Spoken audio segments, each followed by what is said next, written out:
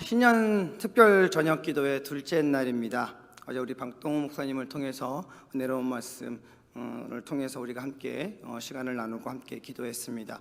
오늘 저는 여러분들과 함께 우리에게 주어진 그 큰 제목 아래 더 큰 일을 보기 위해 빼앗기지 맙시다라는 제목을 가지고 여러분과 함께 말씀을 나누어 보고자 합니다.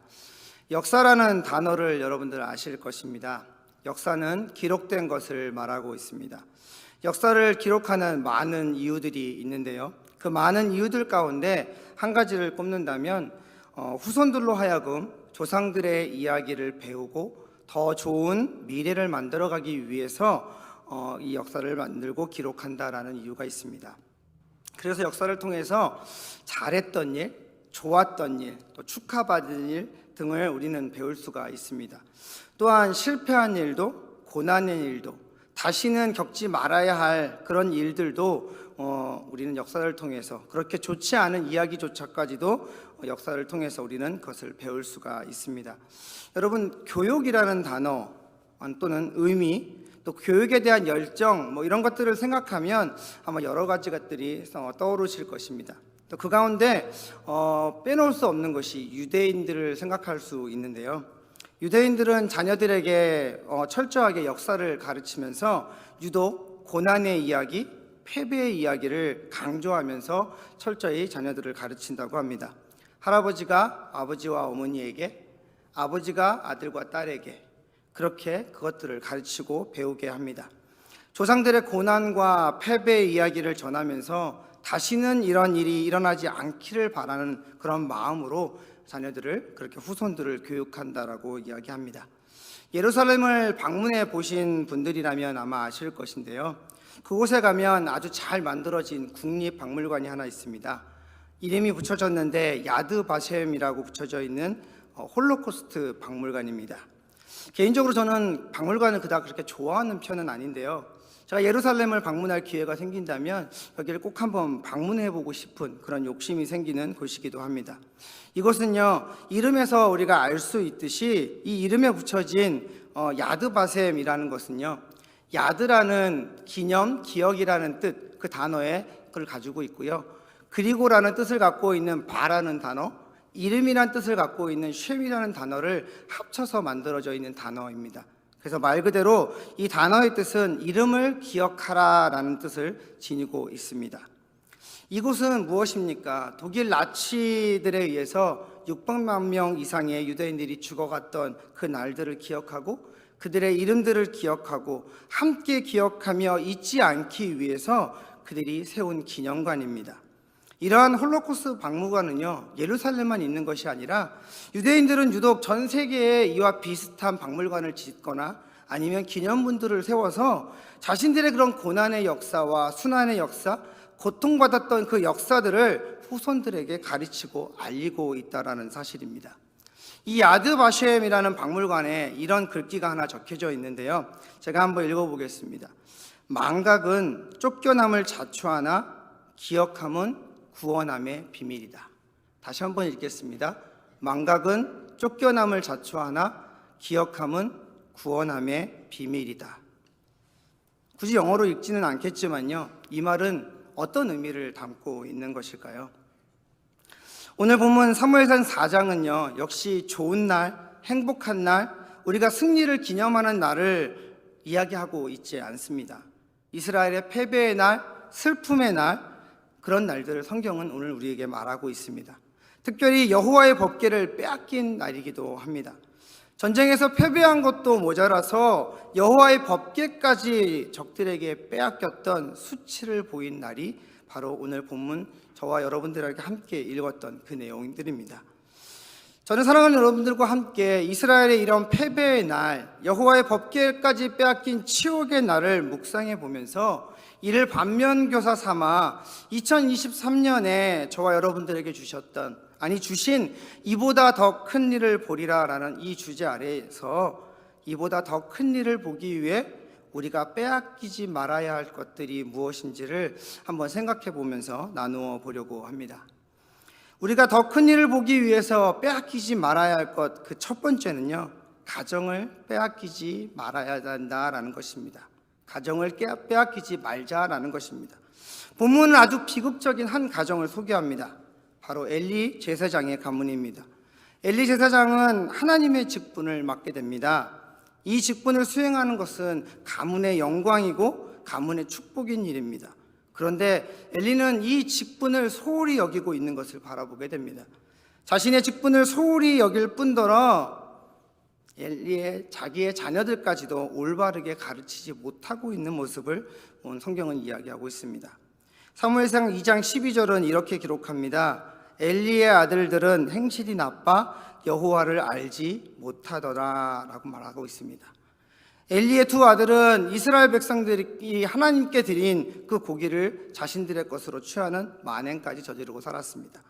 성경에는 이들에 대해서 다음같이 이야기하고 있는데요. 사무엘상 2장 17절은 이렇게 말씀합니다. 이 소년들의 죄가 여호와 앞에 심히 크면 그들이 여호와의 제사를 멸시함이었더라 라고 이야기합니다. 또한 뿐만 아니라 엘리의 두 아들은 회방문에서 수종드는 여인들과 동침까지 하는 만행을 저지릅니다. 이 두 아들의 만행, 이 죄악이 아버지 엘리 제사장의 귀에도 들려왔습니다.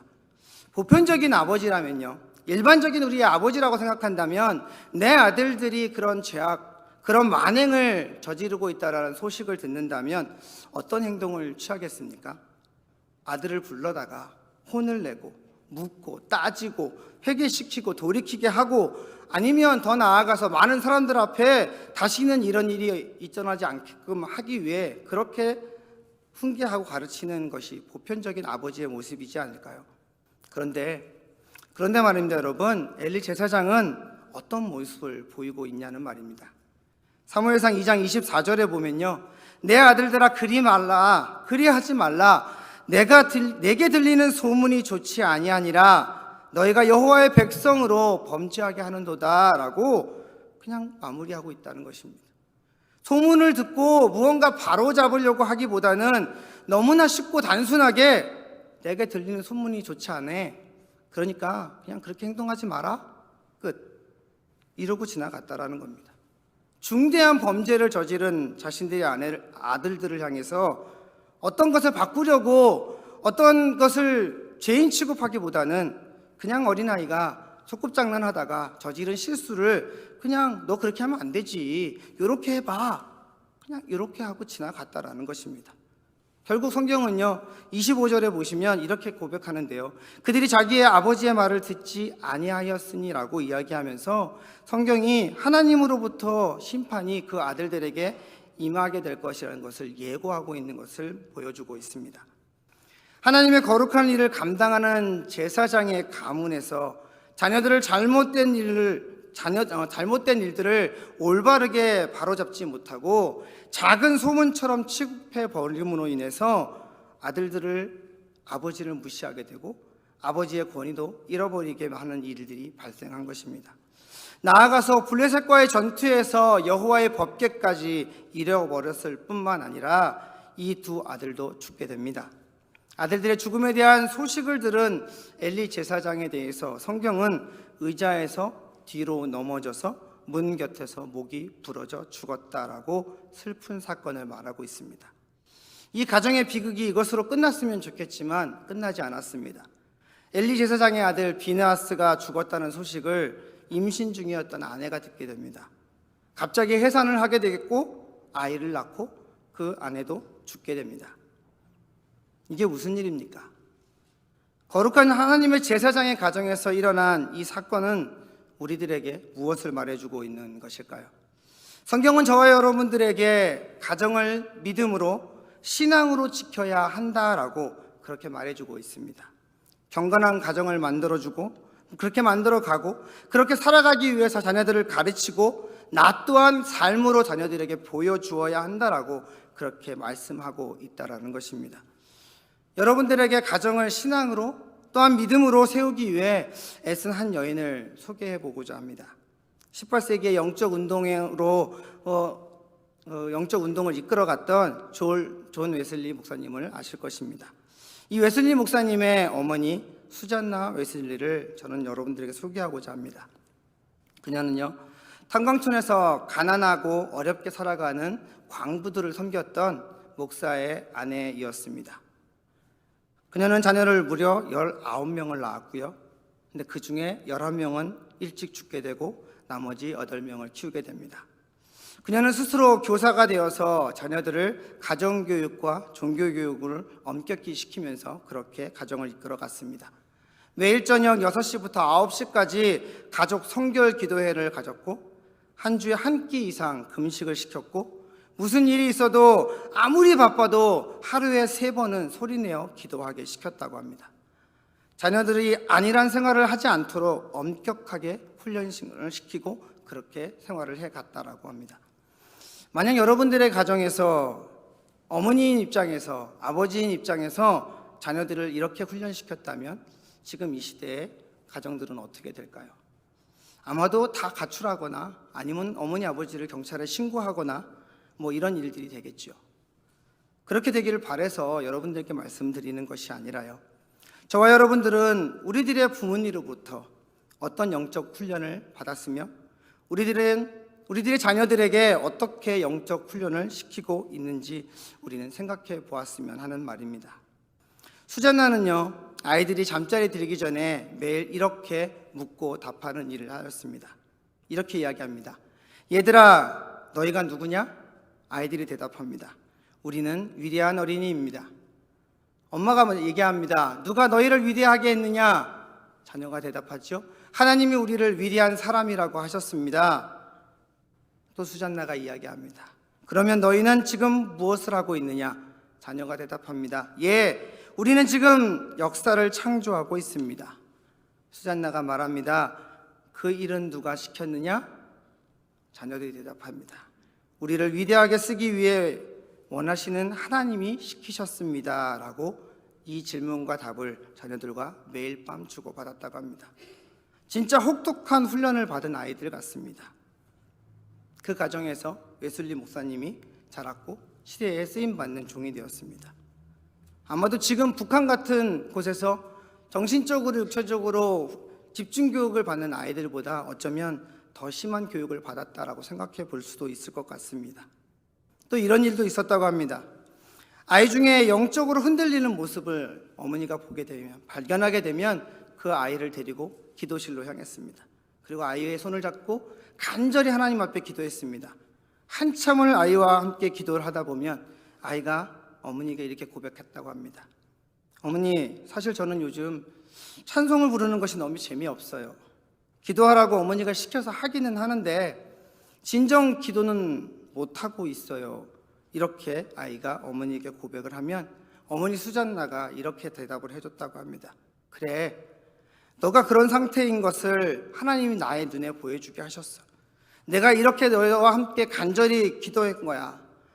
너가 지금 그 너의 상태를 고백했으니까, 나도 간절히 하나님 앞에 기도했으니까 하나님께서 너의 영을 새롭게 하셔서 이제부터는 다시 영적으로 올라갈 수 있을 거야 라고 격려해 주었다라고 합니다.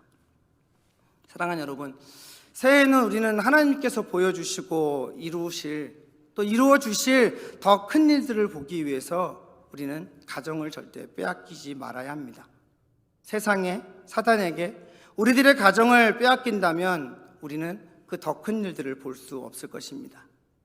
4살짜리 아이를 키우고 있는 목사이자 아빠인 저도 가정이 소중하기에 하나님의 말씀과 기도로 또 영적 훈련을 통해 아이가 성숙해 가기를, 그렇게 성장해 가기를 훈련시키고 싶고 그렇게 먼저 보여주고 싶고 그런 마음으로 살아가면서 거룩한 부담을 가지고 있습니다. 하지만 아이가 좋아하고 제 육신이 좀 편하고자 아이에게 성경을 읽어주고 또 더 열심히 기도해주고 함께 더 은혜 안에서 살아가는 모습을 보여주기보다는 타블렛을 주면서 그냥 게임해, 유튜브 봐, 아빠 좀 쉬자, 이런 제 자신의 모습을 보면서 부끄러울 때가 참 많이 있습니다. 아이의 의견을 존중해주고 자신의 의사를 조금 더 잘 표현할 수 있게 해준다는 이유로 자유를 주고 그렇게 하다 보니 작년 성탄 발표 때 저희 아이를 보셨겠지만 무대에 충실하기보다는 온 무대를 방황하고 돌아다니는 그런 장난꾸러기처럼 자라가고 있는 저희 아이를 바라보게 됩니다. 그럼에도 불구하고요, 혹여나 제 마음속에는 나의 이런 안이한 생각 때문에, 이런 모습 때문에 세상과 저희 아이가 타협하지 않을까? 매일 밤 기도해 주면서 잠이 들기 전에 아빠 기도해 주세요 라고 이야기하는 그 아이를 향해서 축복해 주고 기도해 주며 사랑해 주면서 이야기하고 잠을 드는 그 아이를 바라보면서도 그 아이에게 항상 그런 고민을 지워 주어야만 하는 제 자신을 보며 여러 가지 생각을 많이 하게 됩니다. 사랑하는 여러분, 엘리의 가문이 되시렵니까? 아니면 수잔나의 가정이 되시렵니까? 나의 아니란 태도와 생각 때문에 나만 기도하고 나만 예배하고 나만 성경 읽으면 되지 뭐 그렇게까지 꼭 해야 돼? 라는 생각이 오히려 우리들의 가정과 자녀들을 영적으로 그 거리에서 점점 더 멀어지게 하는 일이 될 수도 있다는 사실을 우리는 절대 잊지 않았으면 좋겠습니다. 사랑하는 여러분, 올해는 그 어느 때보다 더 가정이 회복되고 영적으로 부흥하고 훈련이 이루어져서요, 사랑이 넘치는 우리 좋은 비전교회 성도님들의 가정이 될 수 있기를 주님의 이름으로 축복합니다. 여러분들의 가정에서요, 그 각 개인이요, 그리고 여러분들의 자녀들이요, 주님께 꼭 쓰임 받을 수 있는 2023년이 되기를 주님의 이름으로 축복합니다. 우리가 더 큰 일을 보기 위해서 빼앗기지 말아야 할 두 번째는요, 교회를 빼앗기지 말자라는 것입니다. 출애굽한 이스라엘 백성들은요, 광야의 생활을 하면서 성막 중심의 생활을 했습니다. 성막을 중심으로 동서남북의 진을 치고 그렇게 살았습니다. 여호와의 법궤가 움직이면 그 법궤를 따라서 모든 이동 경로를 따라 갈았습니다. 40년을 성막과 법궤를 따라서 그것을 중심으로 그들은 살았습니다. 그리고 요단강을 건널 때 어땠습니까? 그때에도 변함없이 여호와의 법궤가 가장 먼저 서서 움직였습니다. 그리고 그들은 그 뒤를 따라갔습니다. 여호와의 법궤는 하나님의 임재를 상징합니다. 이 법궤는요, 성막 안 지성소에 항상 있었습니다. 요단강을 건너 이스라엘이 가나안 정복을 해가면서 자연스럽게 광야에 방황하던 생활을 끝내고 정착하는 생활을 시작하게 됩니다. 이 시기에 여호와의 법궤는 오늘 본문에서 등장하는 실로라는 곳에 있게 됩니다. 그래서 실로는 그들에게 있어서 경제적으로, 종교적으로, 그리고 정치적으로 중심지가 자연스럽게 되어버렸습니다. 이스라엘 백성들은 이곳 실로에서 항상 제사를 지내게 되었고요, 우리가 알고 있는 어린 사무엘도 이곳 실로에 있는 성전에서 등불 관리를 하였습니다. 이스라엘과 블레셋과의 전쟁이 벌어집니다. 첫 번째 전쟁은 이미 이스라엘 실패가 되었습니다. 패배하고 말았습니다. 다시 전쟁을 하기 위해 이스라엘 백성들의 선택한 방법이 있었습니다. 그것이 매우 특이한 방법이었는데요, 실로에 있는 그 성막 안에 있는 여호와의 법궤를 가져다가 블레셋과의 전쟁터에 그것을 가져다 놓는 방법을 그들이 선택했습니다. 오늘 본문 3절은 이렇게 기록하고 있습니다. 우리 4장 3절 함께 한번 읽어볼까요? 시작. 백성이 진영으로 돌아오매 이스라엘 백성 장로들이 이르되 여호와께서 어찌하여 우리에게 오늘 블레셋 사람들 앞에 패하게 하셨는고 여호와의 언약궤를 실로에서 우리에게로 가져다가 우리 중에 있게 하며 그것으로 우리를 우리 원수들의 손에서 구원하게 하자 하니, 이스라엘 장로들이 지금 무슨 일을 벌이고 있습니까? 이스라엘 역사 가운데 모든 것이 성막 중심의 삶을 살았던 사람들이라고 말씀드렸습니다. 성막에 있는 지성소에 하나님의 임재의 상징인 여호와의 법궤가 있었어야 합니다. 하나님이 거하시는 삶이 이스라엘 백성들의 삶이었습니다. 그런데 이스라엘의 지혜로워야 하는 장로들이 무엇을 하고 있냐는 것입니다. 성막 중심의 삶에 함께 해야 할 법궤를 성막을 떠나 전쟁터로 가져오게 합니다. 결국 방향을 역행하는 일을 장행하고 있습니다. 오늘 함께 읽었던 4장 3절에 우리라는 단어가 5번 나오는데요, 그 중에 4번이 나오는데 제가 읽어보겠습니다. 우리에게로 가져다가 우리 중에 있게 하여 그것으로 우리를 우리 원수들의 손에서 구원하게 하자라고 이야기합니다. 이 말은요, 사사시대의 마지막 말이었던 자기의 소견에 옳은 대로 행했다라는 말과 그런 성경의 고백과 조금도 다르지 않는 모습을 우리들에게 보여주고 있습니다. 성도는 철저하게 교회 중심의 삶을 살아야만 합니다. 교회 중심의 삶을 살라고 이렇게 말씀드리면 간혹 모든 거 다 지쳐놓고요, 교회에서 일만 열심히 하고요, 교회 예배 자리만 열심히 오고요, 기도의 자리만 눈 크게 뜨고 찾아가는 그런 모습이요, 교회 중심의 삶이 아닙니다. 그렇게 생각하시는 분들이 있는데 그건 아니란 얘기입니다. 교회 중심의 삶은요, 칼빈이 이렇게 말했습니다. 교회는 어머니라고 이야기했거든요. 우리들은요, 어머니의 품에서 말씀을 공급받아야 합니다. 어머니의 품에서 성도가 함께 교제해야만 합니다. 어머니의 품에서 예배할 때 평안과 기쁨과 은혜가 넘치게 되어 있다라는 것입니다. 사랑하는 여러분, 제가 말씀드린 교회는요, 우리가 눈에 보이고 있는 이 건물을 이런 내용도 일부는 들어갑니다. 그런데요, 그것보다도요, 내 자신, 성도인 우리, 그 교회가 주님께서 말씀하셨던 그 그 교회라는 것입니다. 제가 알고 있는 어느 미국 교회를 아니요, 결론적으로 말씀드리면 여기는 교회가 아닙니다. 정정하겠습니다. 어느 한 장소, 건물, 한 그룹이 있습니다. 그곳에서 하나님의 이름으로 예배를 드리는데 예배가 하나님을 바라보지 않습니다.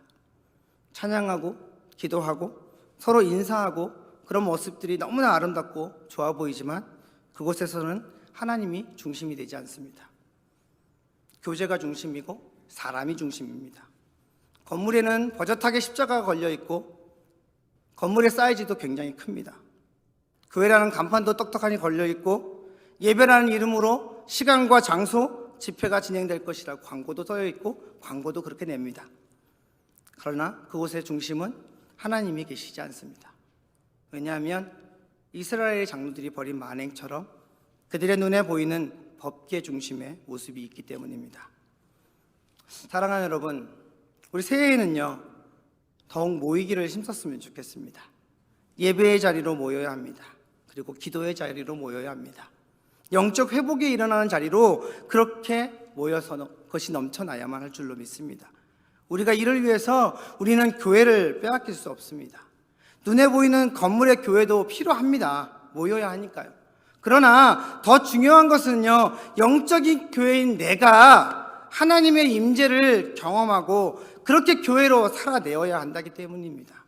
날마다 기도하고 깨어서 기도하는 교회가 되어야 합니다. 말씀을 통해서 내 영이 살아나는 일들이 그렇게 많아져야만 합니다. 이런 일들이 일어나지 않는다면요, 이는 교회를 사단에게, 세상에 빼앗기는 일이 될 것입니다. 지금 우리 교회에는 이곳에 LED 스크린이 있잖아요. 근데 제가 어렸을 때 자란 교회에는 그때 당시에는 LED가 없었기 때문에 이 뒤에 어떤 글자가 있었는데요, 예전에 말씀드린 적이 있습니다. 그곳에 제가 자라는 동안 내내 걸쳐져 있었던 세 단어가 있었습니다. 하나님 중심, 말씀 중심, 교회 중심이라는 단어였습니다. 저는 항상 교회를 갈 때마다, 기도할 때마다, 예배 드릴 때마다 그 단어를 보고 자라왔습니다. 사랑하는 여러분, 성막 중심의 삶을 빼앗길 수 없는 것이 우리에게 있는데 이 세 가지라고 저는 생각합니다.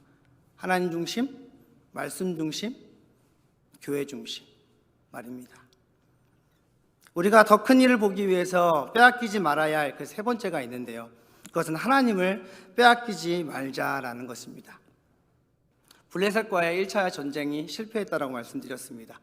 그들이 다시 시작할 전쟁을 승리로 이끌기 위해서 그들이 선택한 방법은 하나님의 법궤를 실로에서 전쟁터로 갖고 오는 것이었습니다.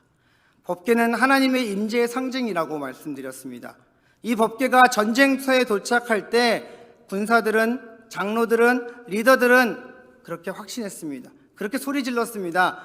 법궤가 우리와 함께 하니까 이제 승리는 우리의 것이다. 하나님이 이곳에 계시니 반드시 남은 전쟁은 우리가 다 이길 것이다 라고 그들은 그렇게 외쳤습니다. 그리고 확신했습니다.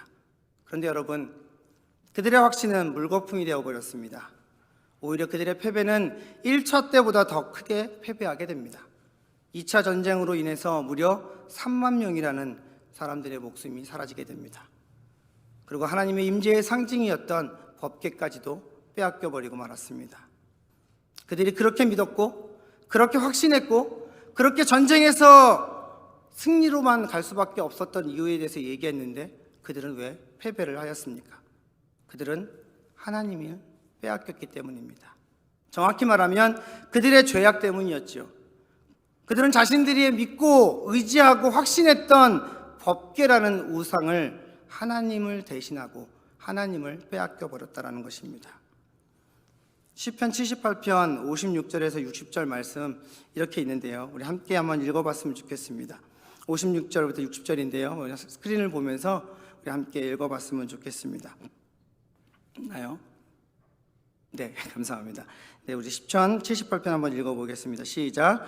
그러나 그들은 지존하신 하나님을 시험하고 반항하여 그의 명령을 지키지 아니하며 그들의 조상들 같이 배반하고 거짓을 행하여 속이는 활같이 빗나가서 자기의 산당들로 그의 노름을 일으키며 그들의 조각한 우상들로 그를 진노하게 하였으며 하나님이 들으시고 분내어 이스라엘을 크게 미워하사 사랑 가운데 세우신 장막 곧 실로의 성막을 떠나시고. 아멘. 하나님께서 실로에서 그 장막을 떠나셨습니다. 이스라엘 백성 가운데 하나님의 임재를 상징했던 법궤가 있었을지는 모르지만 하나님은 그 가운데 계시지 않았습니다. 그들에게 신앙의 형식은 있었을지 모르지만 하나님은 그곳에 계시지 않았습니다. 신학의 거룩한 모양은 있었을지 모르지만 그들에게 거룩한 능력은 잃어버렸습니다. 내 삶에서 종교적인 열심은 있었을지 모르지만 하나님을 사랑하는 열심, 그 마음은 무디어졌는지도 모르겠습니다. 사랑하는 좋은비전교회 성도 여러분, 우리 하나님을 빼앗기지 맙시다. 내 삶의 걸음 속에서 어떤 일이 나를 괴롭게 한다 하더라도 우리 하나님만 지키고 하나님을 절대 빼앗기지 맙시다. 한국에요, 전라남도에서 있었던 일인데요. 그 해남의 간디라고 불리는 대곡중앙교회 서영범 장로님의 이야기를 여러분과 나누어 보려고 합니다. 지역사회의 신망이 두터웠고요. 한평생 교회와 지역사회 그리고 교역자들을 도우면서 목회에 동역했던 장로님이었습니다. 그러나 그는 출생 때부터 지지리도 가난하고 술주정을 하면서 행패를 부리고 했던 돈을 가지고 집을 수시로 들락날락 거렸던 아버지가 있었던 그런 가정에서 자랐습니다. 늘 아버지의 이런 모습 때문에 생활고와 마음고생을 많이 했던 어머니가 어느 날 교회에 있던 한 마을에 있던 교회에 출석하게 됩니다. 그리고 그 교회에 출석하게 되면서 가정에 활기를 띠게 되고 기쁨이 회복되기 시작했습니다. 이를 보던 아들 서장로님도 어머니를 따라서 교회에 나가기 시작했습니다. 온 가족이 신앙생활을 시작하고 있었던 어느 날 아버지가 드디어 돌아오셨습니다. 그런데 가만히 보니까 온 가족들이 자기만 빼고 다 교회에 나가고 있는 것을 바라보게 됩니다. 그러던 어느 주일날 이 아버지께서 교회에 나가게 되시고 맨 뒷자리에 주일날 조용히 앉았습니다. 술주정뱅이와 호랑이 영감으로 그렇게 불렸던 그 사람이 교회의 주일날 예배에 가장 제일 뒷자리에 앉아있는 것을 교인들이 바라보고 숙삭되기 시작했습니다. 오늘 무슨 일 나겠다, 오늘 큰일 나겠다, 이런 걱정들을 하면서 그렇게 교인들이 많은 걱정을 했습니다. 그런데 그분은 순한 양처럼 예배가 끝날 때까지 아무 일도 하지 않았습니다. 그리고 예배가 마치자 모든 교인들 앞에서 그 서장로님의 아버지가 이렇게 이야기했습니다. 예수를 믿으면 새 사람이 된다니까 나도 오늘부터 예수 한번 믿어볼란다 라고 외쳤다고 합니다. 그가 교회에 나가기 시작했던 이유였다고 합니다. 1919년 그의 아버지의 나이 60세였던 있었던 일이었다고 합니다. 조금 늦었지만 예수님을 믿고 신앙생활을 하면서 어찌나 그렇게 열심히 있고 섬기고 그렇게 사랑했던지 입교한 지 6년 만에 장로로 임직을 받으셨다고 합니다. 모범적인 생활로 교회와 교인들을 그렇게 섬겨주었던, 그 존경을 한 몸에 받았던 그 아버지를 따라서 아들 서장로님도 장로로 임직을 받게 됩니다. 어느 주일날 주일을 지키던 그날 머슴들까지 그렇게 그들은 온전히 쉬는 것으로 그렇게 철저하게 훈련시키고 그렇게 지키도록 노력했다고 합니다. 그런데 주일날 갑자기 비가 쏟아지니까 머슴들이 들에 나가서 낯가리를 추스리고 있었답니다. 이를 본 장로님께서 불호령이 떨어졌습니다. 그리고 그 머슴들을 향해서 이렇게 이야기했답니다. 농사 잘못하면 그냥 1년 망치지만 신앙생활 잘못하면 일생 망친다. 그러니 어떤 일이 있어도 주일날 일하지 말고 성경의 말씀처럼 주님 안에서 안식해라 라고 이야기했답니다. 사랑하는 여러분, 지금 이 시대는 나도 모르는 사이에 하나님을 빼앗기는 일들이 얼마나 우리는 많은지 모릅니다. 곰곰이 잘 생각해 보면 하나님은 우리를 이미 떠나셔 계신지도 모르겠습니다. 아니, 어쩌면 우리는 하나님의 이름 앞에서 겨우겨우 버티고 살아가고 있는지도 모르겠습니다. 아니, 또 어느 누군가는 하나님보다 더 사랑하는 것이 있다고, 그런 마음속에서 말은 그렇게 하지만 속으로는 하나님을 이미 버려놓았는지도 모르겠습니다. 사무엘상 4장 후반부에 보면 이가봇이라는 단어가 등장하는데요, 이 단어의 뜻은 하나님의 영광이 떠났다라는 뜻입니다. 이스라엘 백성들이 움직일 때마다 온 세계가 주목하고 그렇게 두려워 떨었던 일이 있었습니다. 그건 하나님의 영광이 그들과 함께 했기 때문입니다. 그런데 오늘 본문에 무엇이라고 기록하고 있습니까? 오늘 성경의 4장의 후반에 무엇이라고 이야기하고 있냐는 것입니다. 이가봇, 하나님의 영광이 떠났다라고 그렇게 선포되고 있다는 사실입니다. 사랑하는 여러분, 우리의 삶은 절대로 이가봇이 되어서는 안 됩니다. 우리들의 삶은 오히려 하나님의 영광으로 충만해야만 합니다. 하나님을 빼앗을 수 있는 삶이 아니라 하나님의 말씀으로, 하나님으로 말미암아서 더 풍성한 삶이 되어야 할 줄로 믿습니다. 사랑하는 우리 좋은비전교회 성도 여러분, 하나님은 저와 여러분들에게요, 2023년을 시작하면서 이보다 더 큰 일을 보리라 라고 말씀하셨지 않습니까? 그런데 그냥 지금도 좋고 감사하고 지금까지 인도하신 에베네셀의 하나님 감사할 일만 가득한데, 와, 이보다 더 큰 일을 하시겠다고? 우리 주님 정말 엄청난 일 하시겠네? 라고 기대만 하시고 끝나시겠습니까? 아니면 여러분들의 그 감정 표현으로 끝나시겠습니까? 아니면 그 하나님의 일들을 보기 위해 우리가 달려갈 것입니까? 그렇다면 여러분, 하나님이 하실 그 엄청난 일들을 우리가 목도하기 위해서 우리는 과연 무엇을 해야 할까요?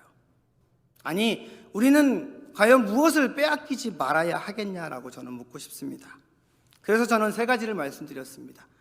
가정을 빼앗기지 맙시다, 교회를 빼앗기지 맙시다, 하나님을 빼앗기지 맙시다라고 여러분들께 말씀드렸습니다. 이스라엘은 이 3가지를 빼앗겼습니다. 하지만 우리는 빼앗기지 말아야 합니다. 하나님이 주시는 영적 힘으로 최소한 이 3가지는 우리가 지켜야 되지 않습니까? 하나님 안에서 우리가 거할 때 우리가 빼앗기지 않고 지킬 수 있다라고 저는 확신합니다. 2023년에 더 크게 일하실 그 위대하신 하나님을 소망하면서 우리가 가정을 지키고 교회를 지키고 무엇보다도 하나님 안에서 거하면서 하나님을 사랑하고 교제하며 찬양하고 예배하는 그 고백이 살아있을 때 좋은 비전교회 모든 성도님들은 더 빛날 줄로 저는 확신하고 그렇게 믿습니다. 사랑하는 여러분 지치고 힘드십니까? 우리 하나님 계시잖아요. 하나님이 더 큰 일 보여주시겠다고 말씀하셨잖아요. 그러면 우리는 여기서 포기하지 말고 빼앗기지 말고 한번 다시 일어서서 올해를 달려보았으면 좋겠습니다. 그런 저와 여러분들 될 수 있기를 예수님의 이름으로 축복합니다.